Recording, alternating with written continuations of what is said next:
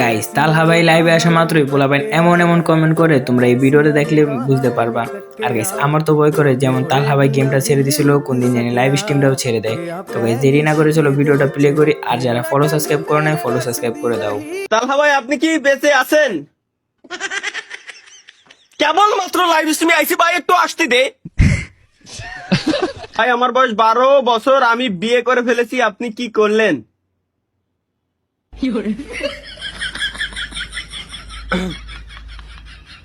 12 বছরে কি ফোটে? ভাই ভাবি কেমন আছে? আল্লাহ, তুমি যদি এদের মাথায় গুণা দাও, অন্তত ধৈর্য দাও। আল্লাহ জানো ওরা ধৈর্য ধরে থাকতে পারে, এই কমেন্টটা না করে।